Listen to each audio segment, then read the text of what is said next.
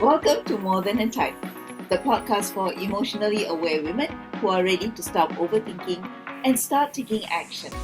I'm Carol. And I'm Amira. We're certified DISC practitioners and mindset coaches. After 5 years of coaching women just like you, we know this. Understanding yourself is powerful, but what you do with that insight is where real change happens. In each episode, we'll unpack the patterns, personalities, and pressures that keep you stuck and give you tools to move forward with clarity, confidence, and purpose. You're more than a type. Let's turn clarity into confidence and confidence into action. Hi, Amira. Hi, Carol. Hi, everyone. Today's episode is for all the strong-willed women out there who've ever been called too direct, too much, or even intimidating. Yes, today we're talking about communication. We'll dive into why that happens and, more importantly, what to do so your message lands the way you intend. Think about the last time you walked away from a conversation and thought, wait a minute, that's not what I meant at all. Maybe you were just being clear, but the other person felt pressured or dismissed or even hurt. And that disconnect matters because it's not about changing who you are, it's about learning how your natural style is received by the people around you. Part of why this matters is cultural as well. When men are direct, they're often seen as confident. When women are direct, they are often seen as pushy. That double standard makes it even more important to learn how to flex your delivery without losing your power. Here's something that happened recently. I was discussing with my son our holiday plans, rattling off where we go, who we'd include, how much it would cost, all the details. And he stopped me and said, "Mummy, why are you so angry?" I wasn't angry at all. I was just focused. But in his world, he's an IS. My stream of facts seemed like steamrolling. He just needed space for his thoughts and feelings. You know, that really hits home for me. Um, Back when I was in the aged care sector, we work in teams. So we have an area, some of us work with the left side and some people work on the right side, and then the whole area gets done. So I just remember one time when I said to a colleague, listen, this is what I'm going to do here, here, here, and then I need you to do this and this and this, and then everything will be done. And I remember my colleague just looked at me and she said, Amira, you're so bossy. And the thing is, I wasn't trying to be bossy. I was just focused on the task so we can get it done in the hour and then move on to the next lot of tasks that we had to do. But here's the thing, when people hear your tone and it doesn't match what they see in your intention, they feel a disconnect. Exactly. And that disconnect can quietly erode trust if we're not aware of it. I also want to point out here that neither Amira nor I have D as our primary or main behavior style. But because we're all a combination of all four styles, we can access that different style in different situations. And if that can happen in small everyday moments, imagine it in bigger conversations, like in leadership, in relationships, even in friendships.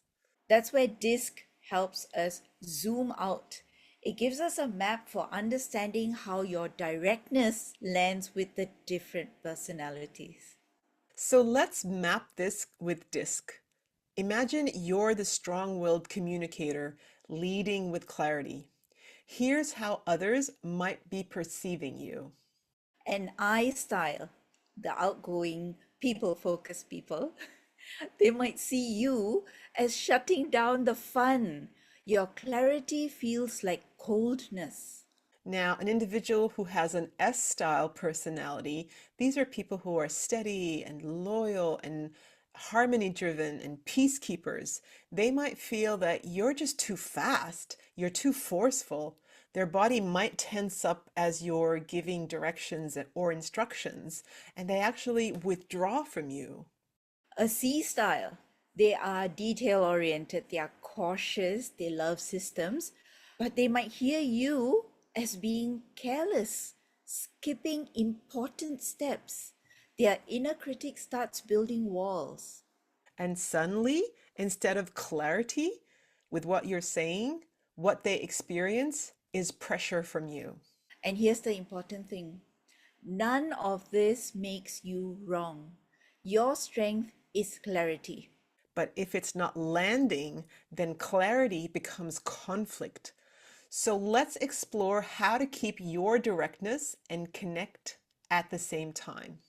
Here are three tools that will shift the way your message lands.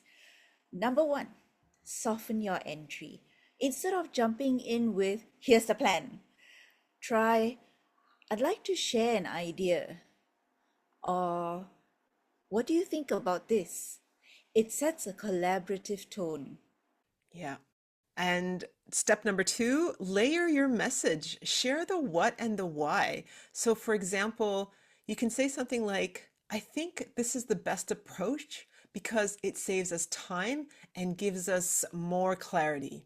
That extra layer of why helps others feel included and it helps others who need to understand your thought process. And the third step is mirror the listener. With an I, add warmth and enthusiasm. Match a bit of their energy. Let them see your smile. With an S, slow your pace. Soften your tone. Let them feel your calm.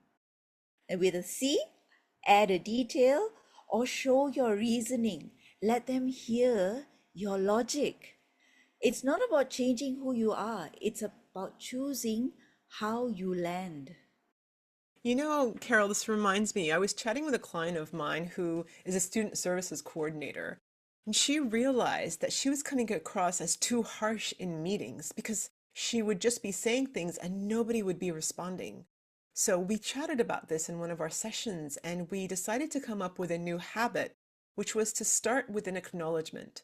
So she'd say something along the lines of, I really appreciate so and so for doing this. Here's how I'd like us to improve. And she told me later they didn't just listen differently, they responded with more energy and intentionality, and it became more of a conversation than her just barking orders in a meeting. Wow, that's the power of shifting delivery. You don't dilute your message, you make it land. And let's not forget tone and body language. Sometimes it's not your words at all, it's the speed, the volume, the way you're leaning forward. If you soften your tone, pause, and relax your body, the same sentence lands completely differently. Absolutely, I totally agree. And we all know that the D energy is very fast and it's also very strong, very forceful. So here's another shift. Use questions to create collaborations. So instead of, we need to do this by Friday, try, what would help us finish this by Friday? The goal is the same, but now you've opened a door instead of building a wall. So when you start seeing shoulders relax and voices soften and people start leaning in, that's feedback that your clarity is being received as connection. And that's what strong willed communication looks like at its best. So here's your takeaway this week. In one conversation, before giving direction, add one connecting phrase. It can be as simple as, I appreciate what you've said, or I hear you. Here's my thoughts on that. And as you try it, notice, do people lean in more? Do they open up instead of shutting down? Because when you flex your delivery, your directness becomes influence. And that's leadership in action. Remember, directness is not a flaw, it's a gift. The world needs clear voices. What matters is learning to deliver it in a way that builds bridges, not walls. Thanks for tuning in to More Than a Type.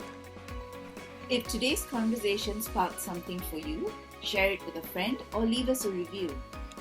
And if you're ready to go deeper, check the show notes. We've got resources and ways to connect. Until next time, keep leading with clarity and living with purpose.